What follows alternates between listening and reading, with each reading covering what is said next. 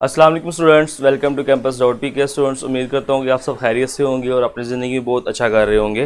तो बेटा, हमने कल की क्लास के अंदर ज्योमेट्री का पोर्शन स्टार्ट किया था और ज्योमेट्री के पोर्शन में हमने सारी डायग्राम स्टडी की थी जो हमने यूज़ करनी है क्वेश्चंस को सॉल्व करते हुए या जिनसे आपको क्वेश्चन पूछा जा सकता है। तो हमने बेसिकली कल इंट्रोडक्टरी लेक्चर किया ज्योमेट्री का, जिसके अंदर आपके पास रेक्टेंगल था, पैरेललोग्राम थी, रोम्बस था, स्क्वायर था, ट्रेपेजॉइड था, ट्राइंगल्स थी, इक्वल ट्राइंगल्स थी, राइट ट्राइंगल्स थी, उसके बाद सर्कल और सिलेंडर, फिर पैरेलल लाइंस, और फिर हमने कम्प्लीमेंट्री एंगल और सप्लीमेंट्री एंगल को स्टडी किया था। ये सारी बेटा जहाँ से आपको क्वेश्चंस पूछे जा सकते हैं, जो आपके या ECAT NPG की क्लास के अंदर जो नस, प्यास और जीकी है उसके अंदर इन ज्योमेट्री से रिलेटेड क्वेश्चन आ सकते हैं। अब क्वेश्चंस किस तरह के आ सकते हैं आपके पास?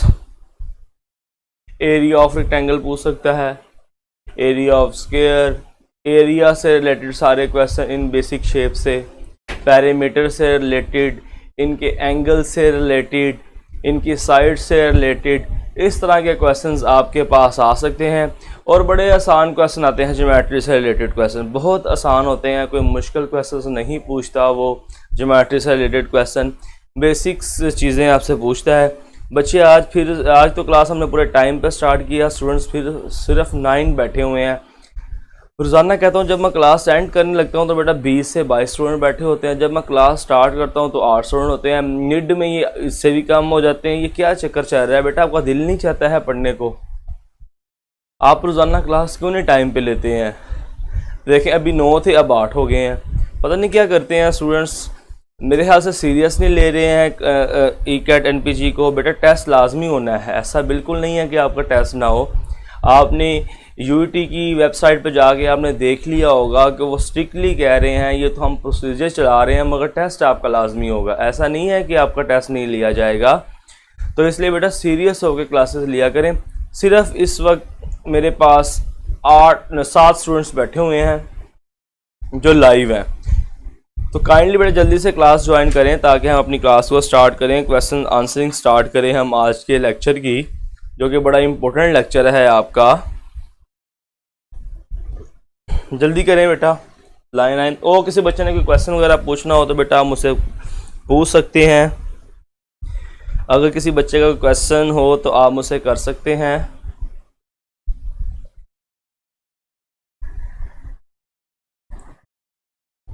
जो स्टूडेंट्स लाइव बैठे हैं बेटा, अगर उनमें से किसी बच्चे का कोई क्वेश्चन हो तो आप मुझसे कर सकते हैं किसी चीज़ का। जो आपकी वर्कशीट है ज्योमेट्री की मैंने तैयार कर ली है, इंशाल्लाह आज मैं उसको अपलोड कर दूंगा। जो आपके पास वर्कशीट है ज्योमेट्री की वो भी आपको आज के दिन मिल जाएगी इंशाल्लाह।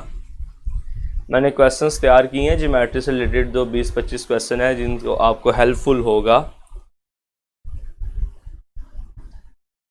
हिस्बुल्लाह, उस्मान, हमज़ा, फरवा, अबू बकर, अली। बेटा आप में से किसी बच्चे को क्वेश्चन हो तो वो कर सकते हैं।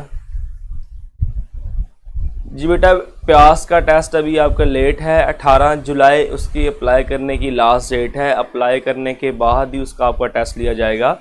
18 जुलाई प्यास की एडमिशन के लिए की लास्ट डेट है आपके पास। 18 जुलाई, फिर रिपीट कर देता हूँ आपको, 18 जुलाई है प्यास की लास्ट डेट अप्लाई करने की, और 16 या 17 जुलाई को आपका जीकी का टेस्ट है। जी उस्मान बेटा, आपने UET की ब्रांचेस में सेपरेटली अप्लाई करना होता है, मेरे ख्याल से वो एक ही फॉर्म होता है, उस फॉर्म के ऊपर सारा कुछ लिखा होता है। सॉलिड एंगल वजाहत बेटा आपका क्वेश्चन आ गया है मेरे पास, मैं अभी करवा देता हूँ। अभी मैं क्वेश्चन आंसरिंग सेशन कर रहा हूँ, जो आपका जर्नल क्वेश्चंस हैं उस हवाले से मैं आपको आंसर कर देता हूँ कि सर सॉलिड एंगल क्या है, वो बको बेटा मैं बता देता हूँ। जी सॉलिड एंगल क्या होता है आपके पास? उस्मान का ऐसा UET की ब्रांचेस में सेपरेटली भी अप्लाई करना बेटा, वो एक ही फॉर्म होता है जिसके ऊपर सारी टर्म्स एंड कंडीशंस लिखी होती हैं, आपने वहीं पे सारा कुछ बताना होता है। और किसी बच्चे का कोई क्वेश्चन हो?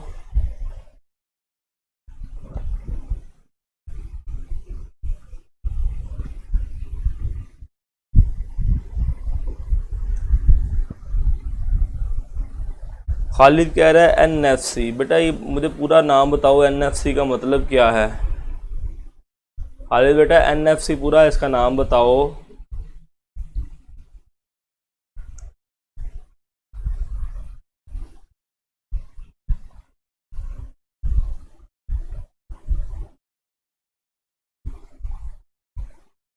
बेटा जो नेस्ट का टेस्ट है वो आपको जुलाई के अंदर वो आपको बता देगा कि आपका टेस्ट कब होगा। 2 टेस्ट वो आपके लेगा, एक पहले टेस्ट लेगा, उसके बाद ही बच्चों का मौका देगा। तो वो जुलाई के अंदर वो आपको सारा कुछ बता देगा इसके हवाले से, इसका टेस्ट कब होगा, सेंटर कहाँ बनेंगे, क्या प्रोसीजर होगा, हर चीज़ वो आपको जुलाई में बता देगा। आप वेबसाइट्स के साथ इन टच रहे, हम भी वेबसाइट से ही देख के आपको बता रहे होते हैं। वेबसाइट नेस्ट की वेबसाइट पे क्लियरली लिखा गया है कि जुलाई के लास्ट वीक में वो सब कुछ डिफ़ाइन कर देंगे। बेटा बेसिकली यूनिवर्सिटीज़ जो है ना सारी वो देख रहे हैं कि जुलाई के अंदर कोरोना के क्या हालात बनते हैं। अगर तो कोरोना कम होगा तो टेस्ट सारे के सारे ही लिए जाएंगे और रिटर्न टेस्ट जैसा फिज़िकली जाके आप देते उसी तरह ही होंगे। अगर जुलाई के अंदर कोरोना की कंडीशंस बढ़ गई, अगर बढ़ गई तो फिर उसका ऑनलाइन प्रोसेसर होगा। फिर वो बेसिकली यूनिवर्सिटीज़ जुलाई को देख रही हैं, जुलाई के मिड तक वो देखेंगी क्या चेंजेस आ रही हैं, उसके बाद वो सब कुछ अनाउंस कर देंगी। NFC का कह रहा है बेटा सर मुल्तान प्राइस इंस्टीट्यूट है, नेशनल फर्टिलाइज़र कॉलेज। बेटा खालिद मैंने बिलीव मी मैंने नाम आपसे पहली दफ़ा सुना है क्योंकि मेरा जनूबी पंजाब की तरफ से कोई वास्ता नहीं है, इस वजह से मुझे सिर्फ उसका BZU का पता था, नेशनल फर्टिलाइज़र कॉलेज। खालिद बेटा आप ना मुझे अपना जो पूछना चाह रहे हैं मैसेज मुझे मैसेंजर में कर दें, इंशाल्लाह मैं चेक करके आपको बता दूंगा। अली कह रहा है सर जी फास्ट में मेरिट कितने % होगा इंजीनियरिंग फील्ड्स का? बेटा मैं आपको पर्सनली बताऊं, फास्ट का जो एडमिशन होता था पहले प्रॉपरली टेस्ट बेस्ड था, अब वो टेस्ट वहाँ पे हो नहीं रहा है। अब उन्होंने टर्म एंड कंडीशंस आगे अपलोड नहीं की हुई कि किस बेसिस पर वो लेंगे। सिर्फ FSC के नंबर होंगे, सिर्फ आपके मैट्रिक के नंबर ऐड होंगे, दोनों FSC के ऐड होंगे। तो अली बेटा परेशान होने की ज़रूरत नहीं है। फास्ट का जो मेन कैंपस है लाहौर में, कोई उसका उसका भी कोई इतना ख़ास मेरिट नहीं होगा। अगर आपके 360 370 प्लस मार्क्स हैं फर्स्ट ईयर के अंदर तो आपका वहाँ पे एडमिशन इजीली हो जाएगा। चलें बेटा अब आपका क्वेश्चन आंसर सेशन कंप्लीट करते हैं, यहाँ पे इसको रोकते हैं और वजाहत का जो क्वेश्चन था उसको आंसर करते हैं। वजाहत मुझे ऑनलाइन अब नज़र नहीं आ रहा, क्वेश्चन करके लगता है कि भाग गया है। वजाहत का चलो क्वेश्चन था, मैं इसको डिफाइन करता हूँ, आपको भी समझ आ जाएगी। वजाहत कहता है कि सर सॉलिड एंगल क्या होता है। आपके पास बेटा ये एंगल है, ये एंगल है, ये आपके पास होलो एंगल है। होलो एंगल मतलब खाली है। अगर आप इसको फिल कर दो तो ये आपके पास सॉलिड एंगल बन जाएगा। अगर कोई एंगल किसी चीज़ से फिल होगा, रेत से, बजरी से, किसी भी मटेरियल से, तो वो आपके पास सॉलिड बन जाएगा, वो सॉलिड एंगल आ जाएगा।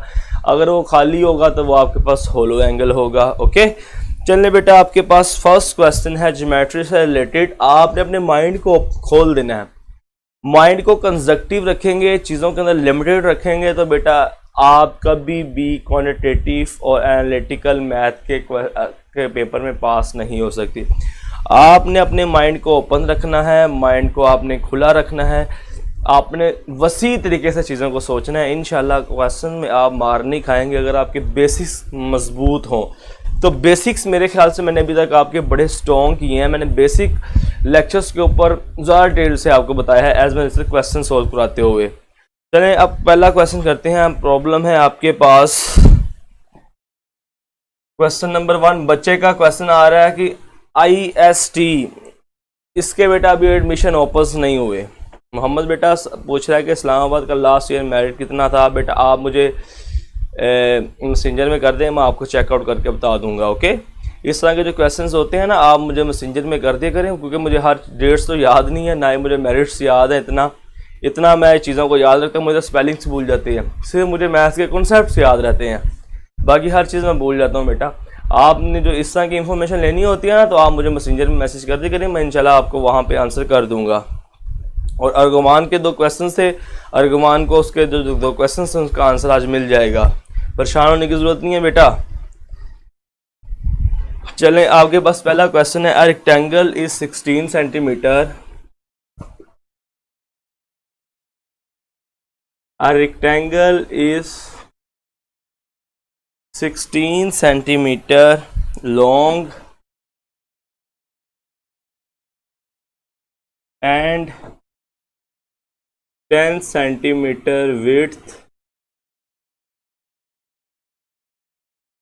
if the length is reduced by k centimeter.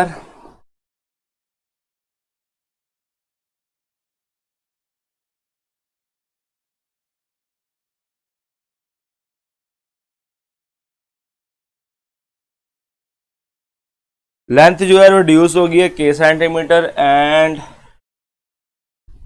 It's width is also increased by k centimetre. जो आपके पास इसकी लेंथ है वो k सेंटीमीटर रिड्यूस हुई है और विड्थ k सेंटीमीटर इंक्रीज हो गई है, so as to make it a square। इस तरह वो इंक्रीज और रिड्यूस हुई है कि वो स्क्वायर बन गया है। It is square, to make it a square then its area changes,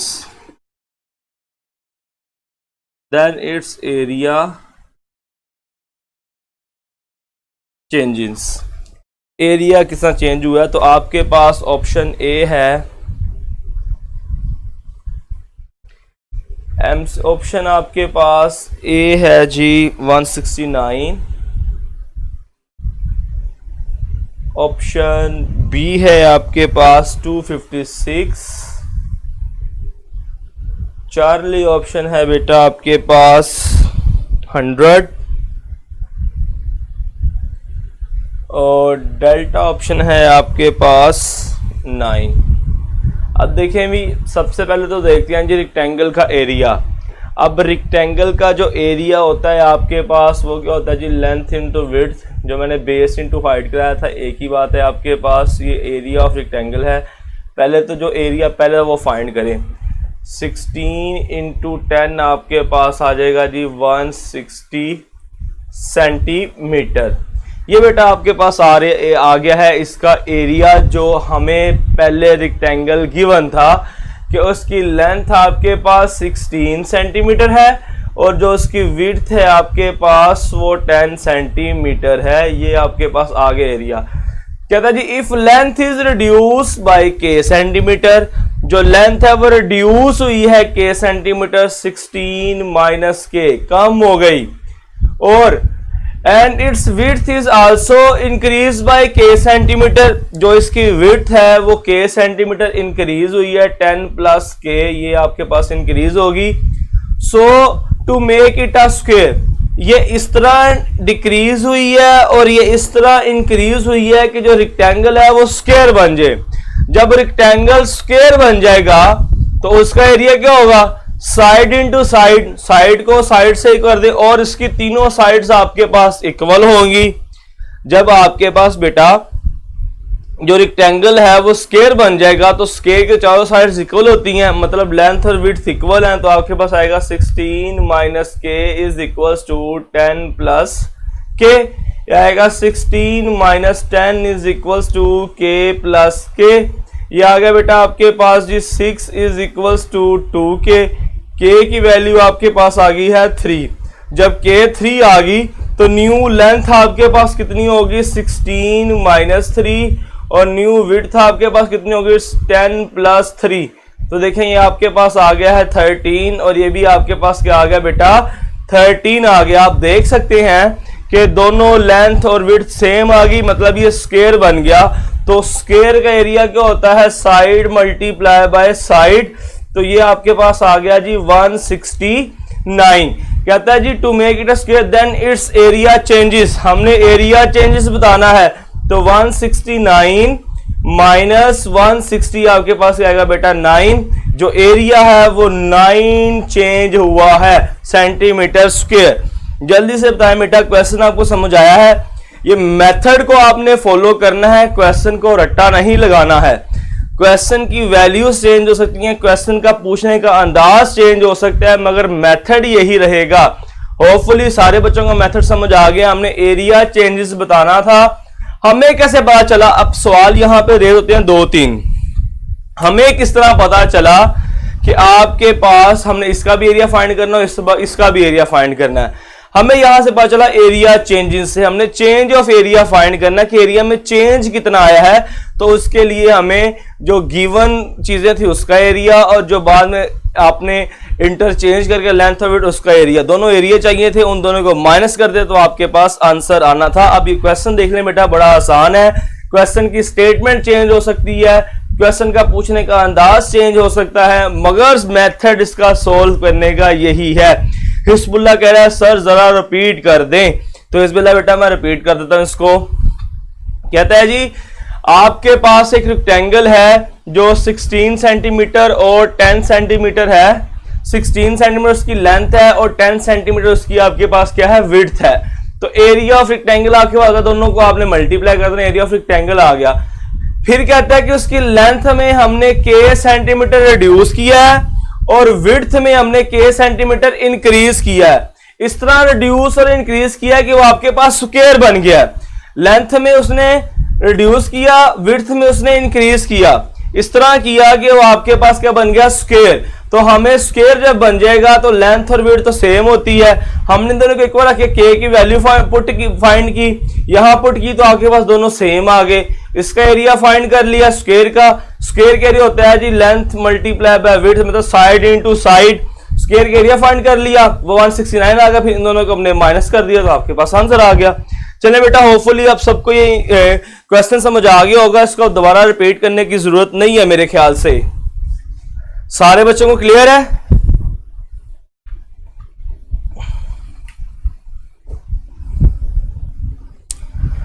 अच्छा नेक्स्ट बेटा कुछ नई चीजें भी आपको साथ साथ बता चलूंगा ताकि आपका कोई इशू ना हो क्वेश्चंस के अंदर।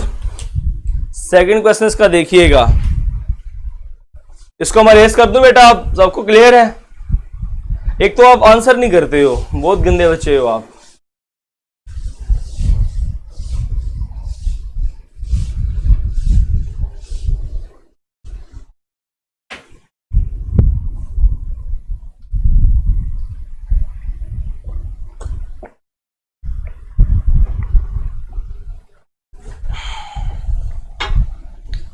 चले बेटा आपके पास सेकंड क्वेश्चन है।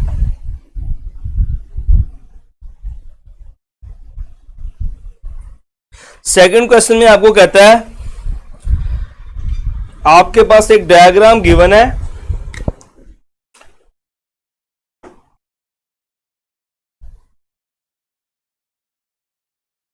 ए बी और सी। ए कहता है एंगल आपके पास ए है, बी एंगल आपके पास बी एंगल आपके पास ए है और ए एंगल आपने फाइंड करना है। और साथ स्टेटमेंट क्या है? A B is equals to B C, A B is equals to A C. A C है बेटा ये, A B is equals to A C. Angle B is equals to A, then angle A find करते हैं। और option A है आपके पास A minus 180, option B है आपके पास 2a माइनस 180, ऑप्शन सी है आपके पास 180 माइनस 2a और डी ऑप्शन है आपके पास 180 माइनस बी। अब जरा क्वेश्चन की स्टेटमेंट आपने सीखनी है।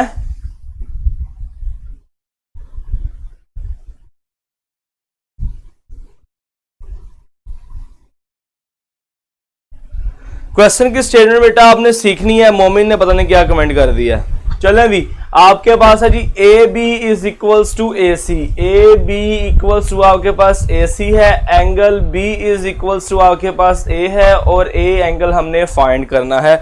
अब सारी ऑप्शंस में आपके पास 180 क्यों आ रहा है? क्योंकि 180 आपके पास सम ऑफ इंटीरियर एंगल होता है ट्राइंगल का, कल मैंने आपको बताया था।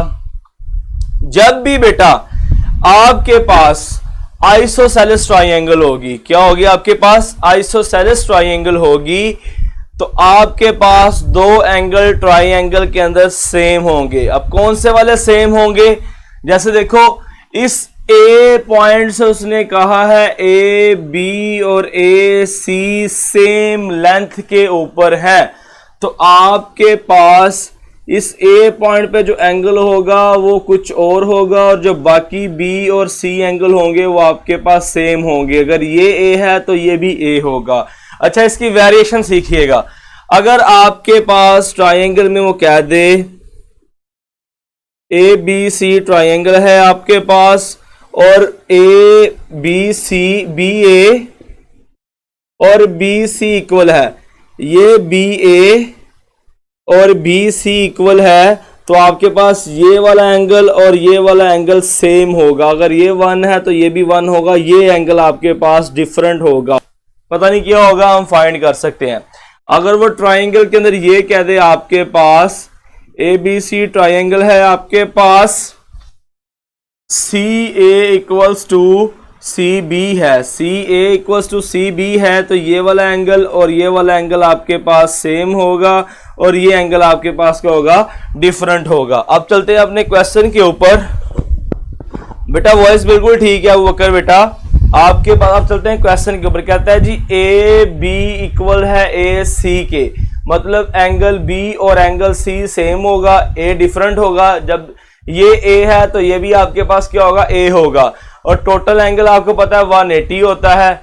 हमने ये फाइंड करना है, ये दोनों में पता है, तो ये ए आपके पास आ जाएगा 180 माइनस ए माइनस ए, आ जाएगा आपके पास 180 माइनस 2a। तो आपके पास ऑप्शन कौन सी आ जाएगी? चार्ली ऑप्शन आ जाएगी। अच्छा, इसके साथ के एक एमसीक्यूज और देखें, फिर मैं आपको समझाता हूं ये क्या चीज है। इस एक एमसीक्यूज आपके पास ये है जी, आपके पास ये ए बी सी ट्राइंगल है, ये आपके पास एंगल ए गिवन है, और हमने एंगल ए गिवन है, एंगल बी हमने बताना है। इसके अंदर भी कंडीशन यही है कि A B is equals to A C है। एंगल ए आपके पास है स्मॉल ए, और एंगल बी हमने बताना है। अब यहां पे आपने इस कंसेप्ट को ज़हन में रखना है। आपके पास A B is equals to A C है, मतलब बी एंगल और सी एंगल आपके पास सेम होगा। ए एंगल और बी एंगल क्या होगा? आपके पास सेम होगा। ए एंगल का हमें पता है वो आपके पास ए है, तो आपके पास लेट्स सपोज वो जो सेम एंगल है वो हम क्या देते हैं, वो आपके पास बी है। अगर ये बी है तो ये भी आपके पास क्या होगा? बी होगा। तो आपके पास b प्लस बी और ये प्लस ए आपके पास आ जाएगा। टोटल सम इनका आपके पास 180 होता है। ओके, टोटल सम आपके पास क्या होता है जी?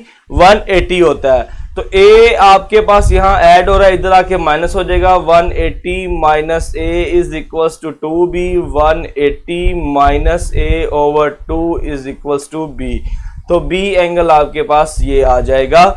इसकी जो ऑप्शंस थी मेरे पास, अगर मैं आपके सामने लिख दूं तो आपके पास थी जी, ए ऑप्शन थी आपके पास b माइनस 180, ऑप्शन सी थी आपके पास 180 minus a over 2, option B थी आपके पास बेटा इसकी b माइनस 90, और ऑप्शन डी थी आपके पास इसकी 180 माइनस ए। तो आपके पास Charlie option is the right option. जल्दी से मुझे बताएं, बच्चों को दोनों मेथड्स क्लियर हैं?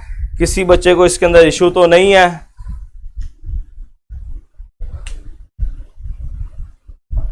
जल्दी करें बच्चों, जल्दी से मुझे कमेंट्स के अंदर बताओ।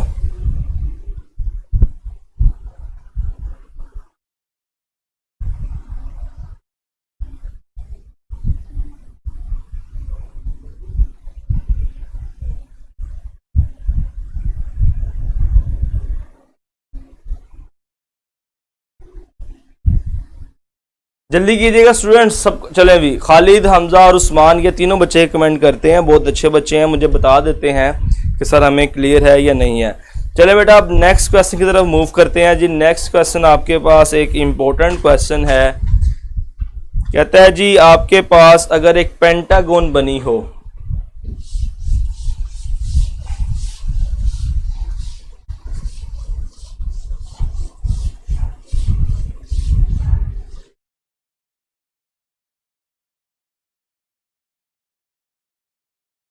आपके पास बेटा एक पेंटागोन है, 5 साइडेड शेप है आपके पास।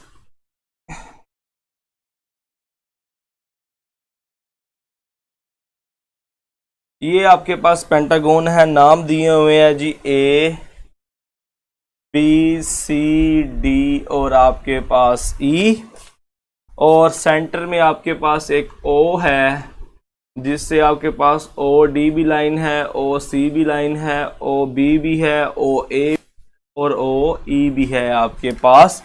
क्वेश्चन गिवन है आपके पास A B is equals to B C is equals to C D is equals to D E equals to E A. आपके पास इस पेंटागन की सारी साइड्स इक्वल हैं। A B is equals to B C equals to C D equals to D A equals to A B. Okay, सारी sides आपके पास different. आगे कहता है जी and O A is equals to O B is equals to O C O D and O E. ओ से ये डिस्टेंस भी सारे आपके पास इक्वल हैं। आपने एंगल फाइंड करना है बी ओ ए। ऑप्शन आपके पास है जी, ए में कहता है जी 15, बी में कहता है आपके पास 72, सी में कहता है 30 और सी में कहता है जी 45, डी में कहता है जी 45।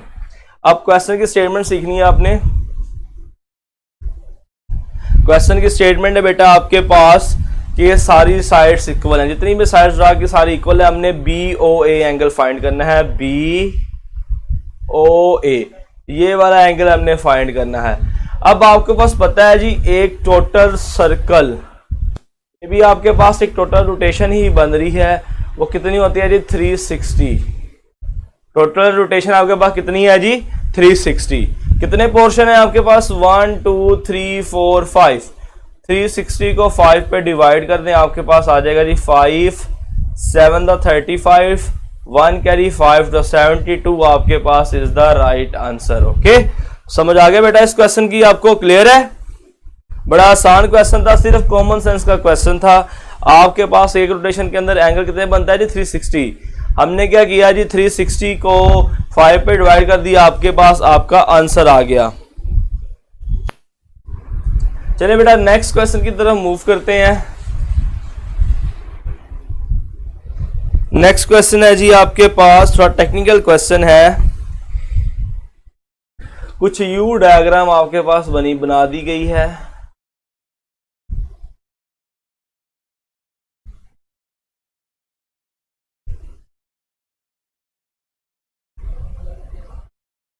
इसको ए कह दिया है, इसको बी कह दिया है, इसको सी कह दिया है, इसको उसने कह दिया जी ये ई है, ये ई है, और ये आपके पास डी है।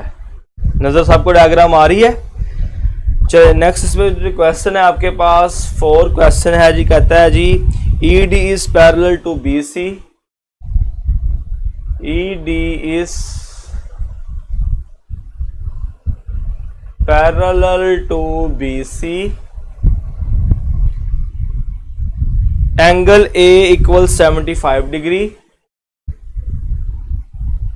angle A is equals to 74 degree,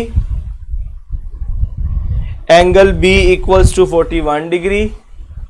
जो आपके पास एंगल है B है वो 41 डिग्री है।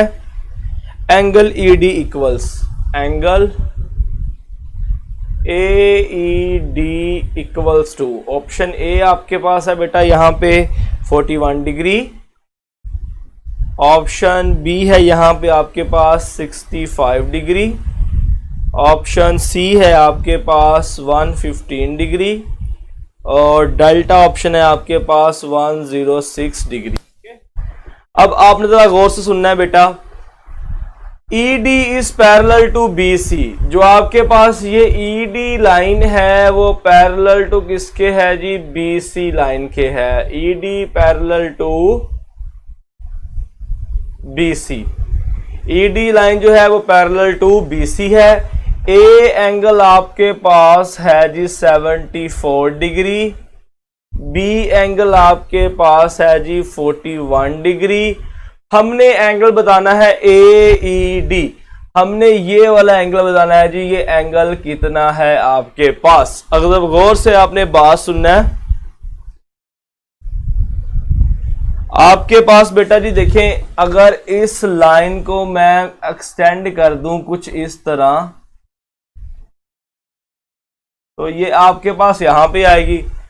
और अगर मैं इस ED लाइन को उठा के डायरेक्ट यहां पे रख दूं, तो ये आपके पास कुछ लाइन यहां से ये वाली बन जाएगी। ये आपके पास आ गया जी E और D। जो एंगल यहां पे होगा वही एंगल आपके पास सेम एज इट इज यहां पे होगा। ये एंगल और ये एंगल आपके पास क्या होगा बेटा जी, इक्वल होगा। हमने क्या किया, थोड़ी सी इसको अरेंजमेंट की है। इस ED को हमने उठा के, ये थोड़ा सा मिस्टेक होगा, ED को उठा के हमने जब यहां रखेंगे तो ये ED आपके पास यहां पे आ जाएगा। ये आपके पास ED आ गया। ओके, ये लाइन जिस तरह थी हमने उसी तरह इसको एक्सटेंड कर लिया। इस पैरेलल लाइन को हमने उठा के यहां रख लिया। जो एंगल यहां पे ED का होगा वही एंगल यहां पे होगा। और ज्योमेट्री का आपके पास है जी, अगर एक्सटीरियर एंगल फाइंड करना हो, ये जो एक्सटीरियर एंगल है ये sum of opposite interior angle होता है। एक्सटीरियर एंगल क्या होता है आपके पास, exterior angle is equal to sum of opposite to interior angle. जो आपके पास एक्सटीरियर एंगल होता है वो सम ऑफ दो ऑपोजिट इंटीरियर एंगल के होता है। तो आपके पास है क्या, इन ट्राइंगल, सिर्फ ट्राइंगल के अंदर, तो इस एक्सटीरियर एंगल के ऑपोजिट इंटीरियर एंगल कौन से हैं, 74 डिग्री प्लस 41 डिग्री। ये आपके पास आ जाएगा 5 1 15 degree. Answer Charlie is the right option. Okay, जल्दी से मुझे बताएं बेटा, ये क्वेश्चन समझ आया आपको? क्वेश्चन थोड़ा टेक्निकल था, सारे बच्चों को क्लियर है? किसी बच्चे को इस क्वेश्चन के अंदर इश्यू तो नहीं है? जल्दी कीजिएगा बेटा, बताएं जरा मुझे। चार्ली ऑप्शन है बेटा, ऑप्शन डी नहीं है जी। Charlie option is the right option है आपके पास। बिल्कुल उरीद बेटा, बिल्कुल ठीक कह रहे हो आप। उरीद बेटा ये बदतमीजी तो ना करो, एक बार बता दिया बस ठीक है, मैंने पढ़ लिया, आप उसको 10 दफा लिख के भेज रहे हो।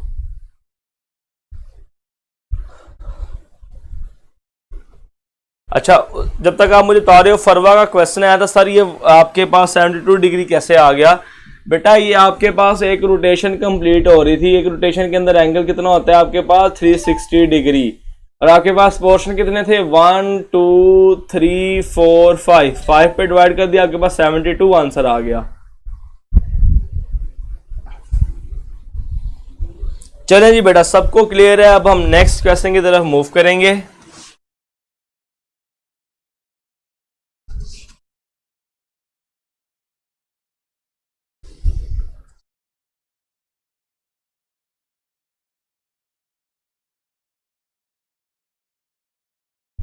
नेक्स्ट क्वेश्चन है बेटा जी आपके पास, radius OA equal 6 centimetre,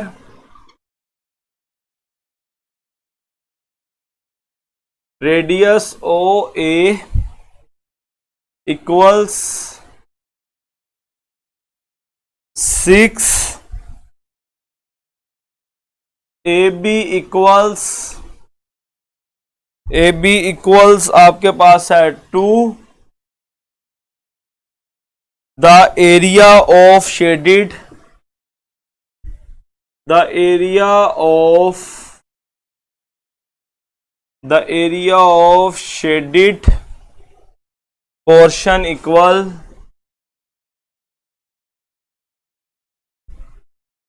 area of shaded portion equals, A आपके पास है जी 4 पाई, बीटा ऑप्शन है आपके पास 18 पाई, चार्ली ऑप्शन है आपके पास 28 पाई, और डेल्टा ऑप्शन है आपके पास 32 पाई। अब जरा क्वेश्चन को सीखना है आपने।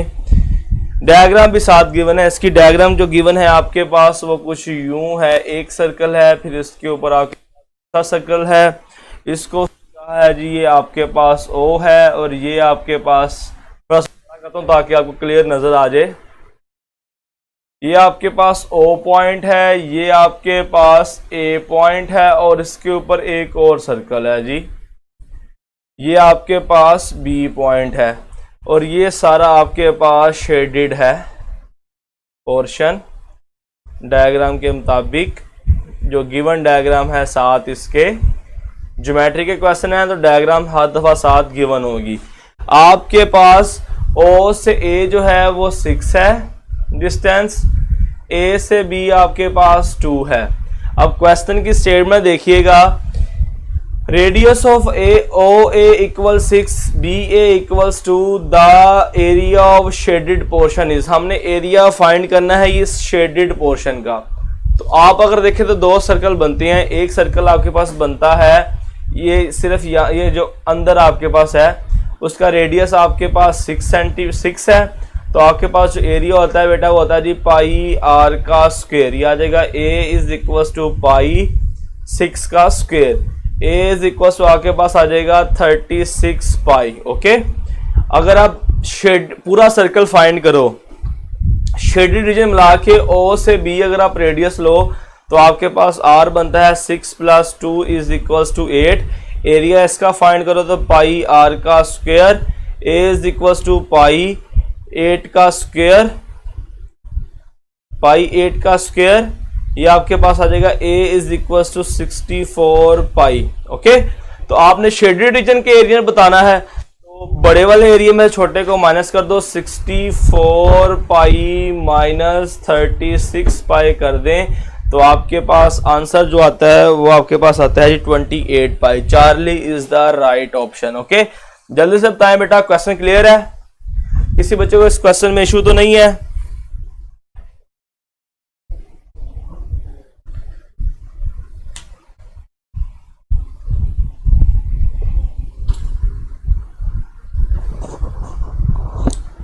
सब बच्चों को क्वेश्चन क्लियर है बेटा? बड़ा आसान क्वेश्चन है, सिर्फ आपकी बेसिक स्ट्रॉन्ग होने चाहिए बस इन क्वेश्चंस के लिए।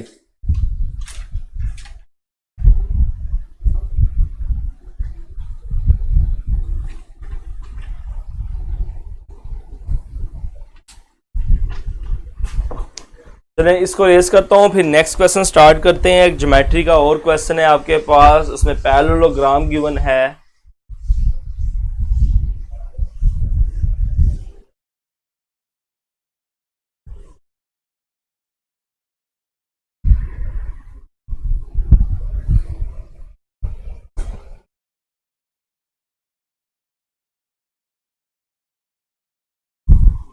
AB is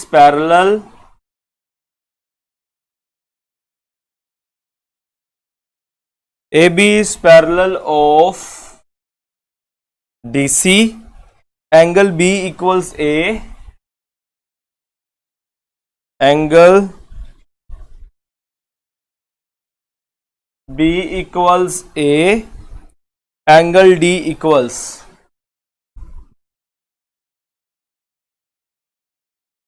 angle D equals option A है आपके पास A, बीटा ऑप्शन है आपके पास 90 माइनस A, चार्ली ऑप्शन आपके पास है जी 180 माइनस A/2 और डेल्टा ऑप्शन है आपके पास 180 माइनस A, और साथ जो डायग्राम है आपके पास वो बेटा गिवन है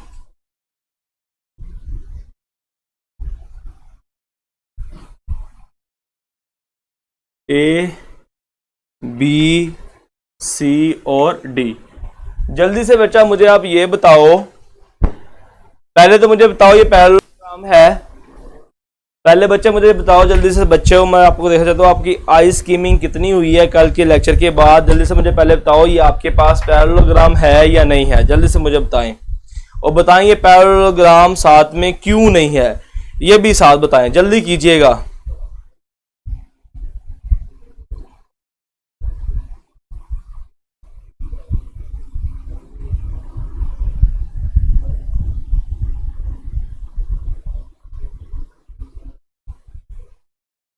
जल्दी करें शाबाश, मुझे बताएं ये पैरेललोग्राम है या नहीं है, अगर नहीं है तो ये क्यों नहीं है। जल्दी करें, शाबाश।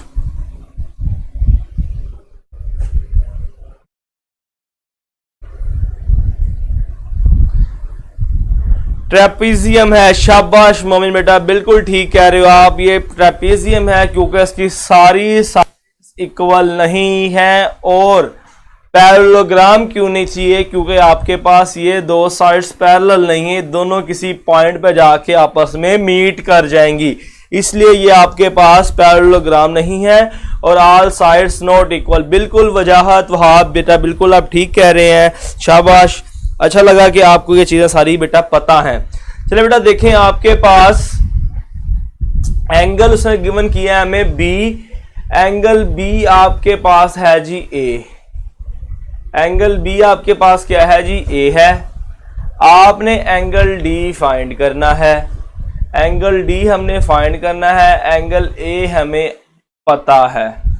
तो बेटा आप मुझे बताओ, जो एक लाइन होती है वो टोटल एंगल कितना बनाती है? 180। एक लाइन जो आपके पास है वो टोटल एंगल कितना बनाती है बेटा? 180 का।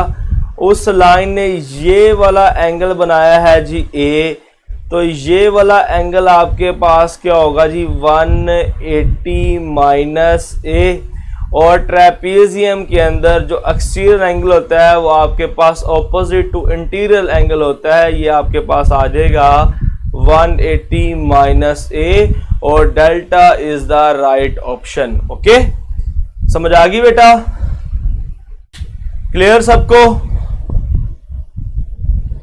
बेटा ये क्वेश्चन समझ आ गया। एक लाइन का टोटल एंगल आपके पास 180 होता है, ये आपके पास ए है, तो ये आपके पास 180 माइनस ए हो जाएगा। और पैरेललोग्राम में एक्सटीरियर एंगल होता है वो adjacent angle, adjacent interior angle के इक्वल होता है। इन ट्रेपोजाइड लिख लें, इन ट्रेपीजियम लिख लें, in trapezium exterior angle is equal to the adjacent of interior angle। जो आपके पास ट्रेपीजियम के अंदर एक्सटीरियर एंगल होता है वो एडजेसेंट टू इंटीरियर एंगल होता है, तो यहाँ पे आपके पास 180 माइनस ए आ जाएगा। Delta option is the right option. Hamza बेटा मैंने यहाँ पे लिख दिया है आपके सामने, जो आपके पास एक्सटीरियर एंगल होता है वो आपके पास equals to adjacent interior angle होता है in trapezoid in parallelogram. Okay, parallelogram के अंदर भी, स्क्वायर के अंदर भी, रेक्टेंगल के अंदर भी, रोम्बस के अंदर भी, जितनी भी चार साइडेड शेप्स हैं उनमें ये चीज होल्ड करती है। जो आपके पास एक्सटीरियर एंगल होता है वो एडजेसेंट एंगल के, इंटीरियर एंगल के इक्वल होता है। ओके,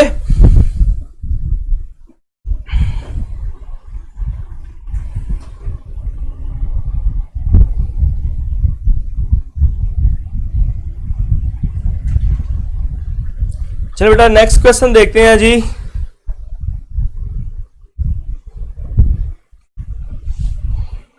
रेस कर दो इसको।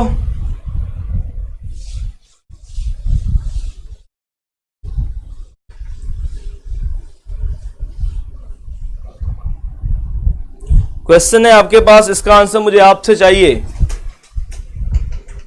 इस क्वेश्चन का आंसर मुझे आपसे चाहिए बेटा। 6 क्वेश्चन है आपके पास। C D is perpendicular,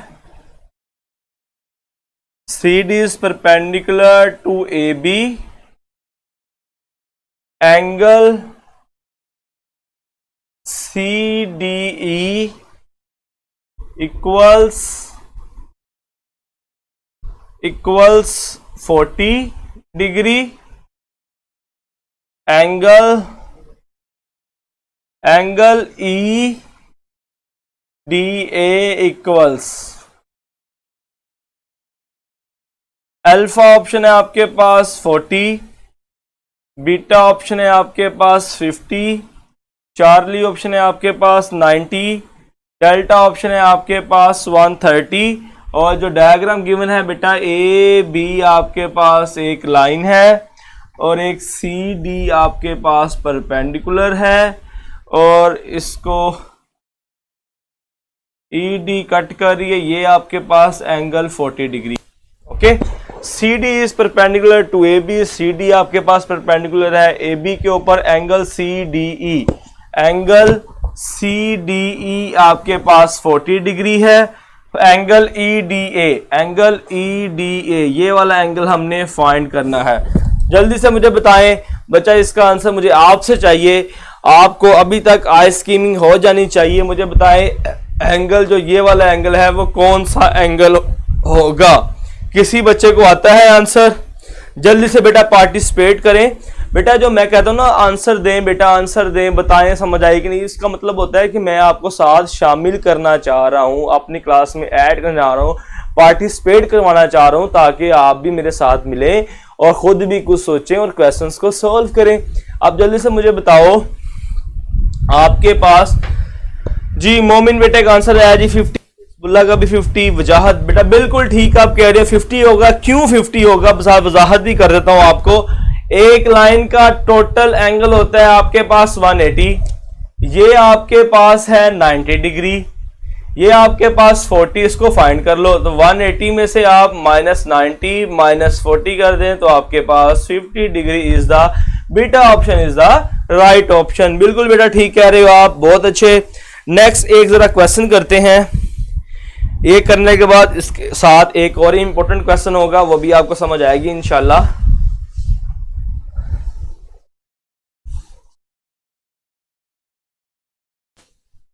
question है आपके पास, ट्राइंगल गिवन है आपके पास, area of triangle A B C equals,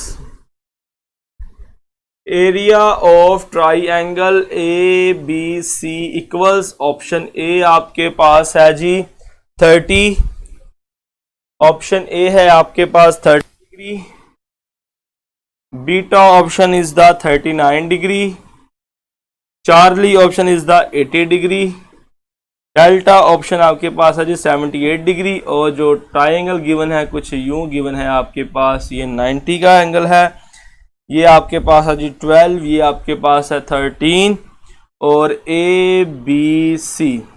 चलिए भी ये भी क्वेश्चन आप माशाल्लाह एफएससी के स्टूडेंट्स हो, आपने चैप्टर नंबर 12 बड़े अच्छे तरीके से कर रखा। मुझे पहले बताओ ये ट्राइंगल कौन सी है और आपने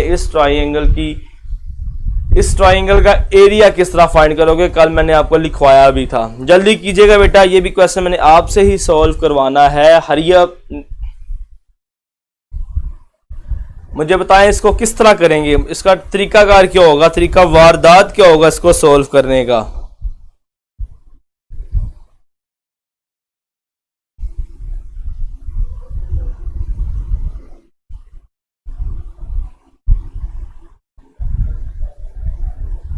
चलें, अगर आप आंसर नहीं करना चाह रहे तो बेटा मैं बताता हूँ आपको, मेरी तो मजबूरी है बताना। फिर यहाँ पे एरिया ऑफ ट्राइंगल बेटा आपके पास आता है जी 1/2 बेस इनटू हाइट। अब आपके पास हाइट नहीं है, हमें हाइट फाइंड करनी पड़ेगी। तो हाइट आप फाइंड करोगे पाइथागोरस थ्योरम से। पाइथागोरस थ्योरम होता है आपके पास ये हाइपोटेन्यूज, हाइपोटेन्यूज का square is equal to perpendicular का स्क्वायर प्लस बेस का स्क्वायर। हाइपोटेन्यूज 13 है, 13 का स्क्वायर आपके पास आएगा जी 169।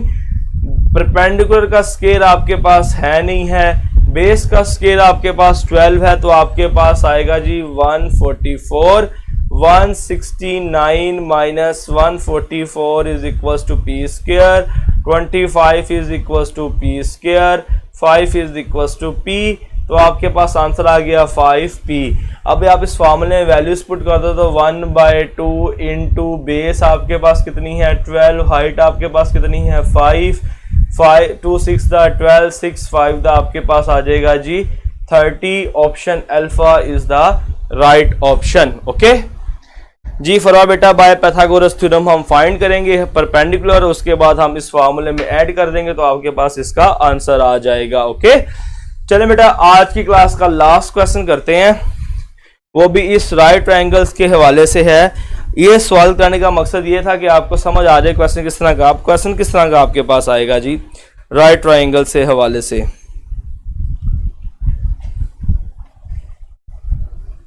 आपके पास क्वेश्चन था एरिया ऑफ ट्राइंगल फाइंड करो।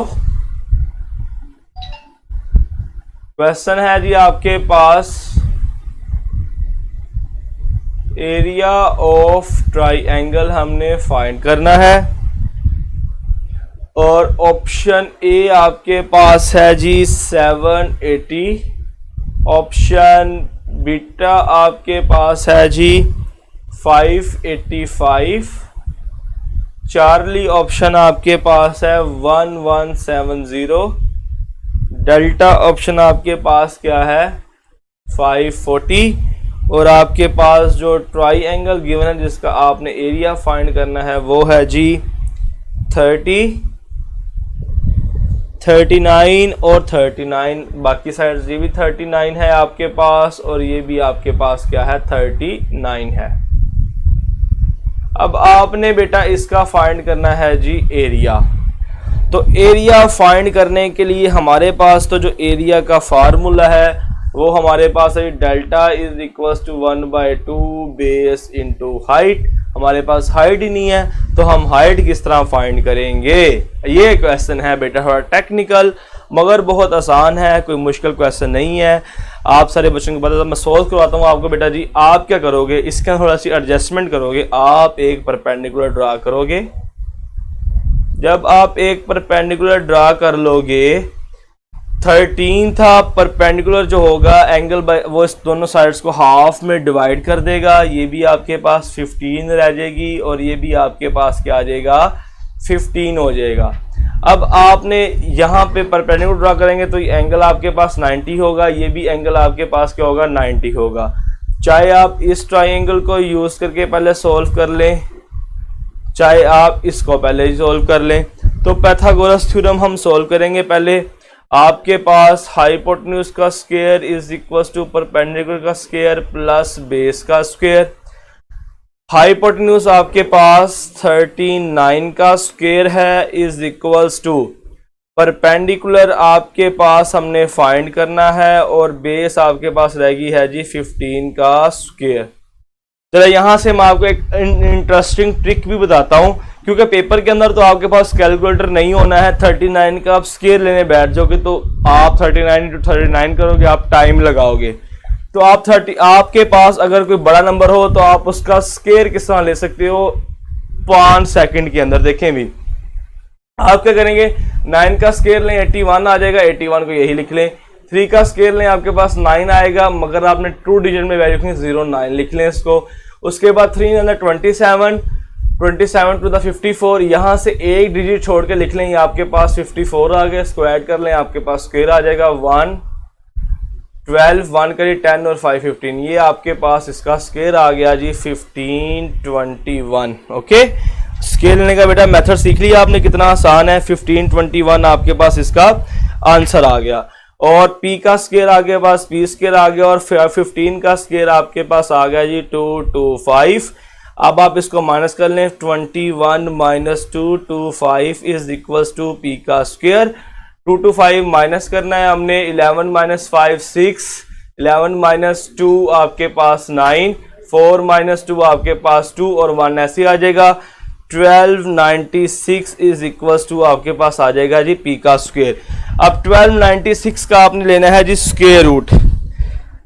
1296 का जब आप स्क्वायर रूट लेंगे तो आपके पास आएगा 36। p की वैल्यू आपके पास आ गई है जी 36। अब यहां पुट कर दे 1/2 इंटू बेस आपके पास 15 है, हाइट आपके पास आ गई जी 36।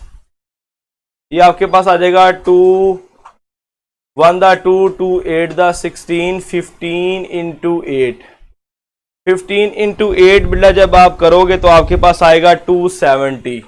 ओके ये एक ट्राइंगल का आंसर आ गया। दूसरी ट्राइंगल भी बिल्कुल यही है तो 270 प्लस 270 कर दें आपके पास आ जाएगा जी 540 इज द आंसर और राइट ऑप्शन आपके पास है जी डेल्टा ऑप्शन। ओके चलिए बेटा मुझे बताएं जल्दी से, आपको क्लियर है क्वेश्चन?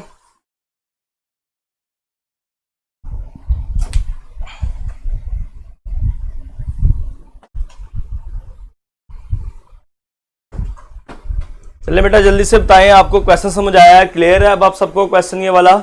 थोड़ा टेक्निकल क्वेश्चन था।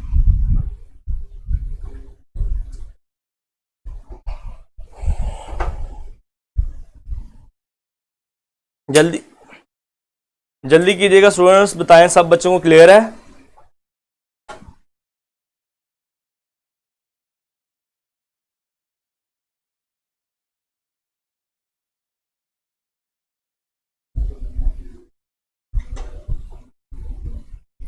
चले बेटा, होपफुली आपको जो आज का लेक्चर है एक इंटरेस्टिंग लेक्चर लगा होगा। हमने डिफरेंट टाइप के क्वेश्चंस किए हैं। यहाँ पे आपका ज्योमेट्री का टॉपिक भी बेटा हुआ कंप्लीट। इसकी वर्कशीट में अभी थोड़ी देर तक बेटा मैं आपको बता देता हूँ।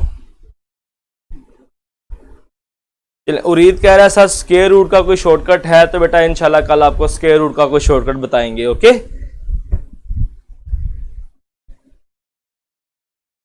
39 का स्क्वायर किस तरह लिया बेटा? देखो आप क्या करोगे, आपके पास 39 लिखा गया है, 39 का स्क्वायर। आप क्या करोगे, इस 9 का स्क्वायर लो, आपको पता है 9 का स्क्वायर आपको पता है जी 81 होता है। फिर इस 3 का स्क्वायर लो, आपके पास वो क्या है 9 है। 9 लिख ले, मगर आपने हर वैल्यू को 2 डिजिट के अंदर लिखना है। ओके, तो 2 डिजिट के लिखने, यहाँ पे शुरू में क्या आ जाएगा, आपके पास 0 आ जाएगा। फिर क्या करोगे, आप इस 3 को 9 से मल्टीप्लाई करो 27, 27 को 2 से मल्टीप्लाई करो 54 आ जाएगा। तो यहां से 1 छोड़ के आप लिख दें जी 54। ये आपके पास आ गया 1, 12, 1 कैरी 15, ये आपके पास 15, 21 आ गया जी, इसका स्क्वायर आ गया। ओके, बड़ी जो सी मर्जी वैल्यू हो बेटा आप इसका स्क्वायर ले लोगे आराम के साथ, मगर वैल्यू 1 से लेके 99 तक होनी चाहिए। 1 से 99 तक वैल्यू होगी तो आप इसका स्क्वायर इस तरह आसानी से ले लोगे। चले बेटा अपनी क्लास को वाइंड अप करते हैं। अपने रिव्यूज लाजमी दीजिएगा लेक्चर के एंड पे, क्योंकि आपके जो रिव्यूज है मेरे लिए बहुत मैटर करते हैं। अपने रिव्यूज लाजमी देने हैं। ओके, चाहे बैड रिव्यूज दें चाहे गुड रिव्यूज दें, जिस तरह का भी आपको जो दिल में आता है वो अपने रिव्यूज लाजमी देने हैं। क्लास को वाइंड अप करते हैं, इंशाल्लाह 3 बजे मुलाकात करेंगे। तब तक के लिए स्टूडेंट्स आजाद दीजिएगा। अल्लाह हाफिज।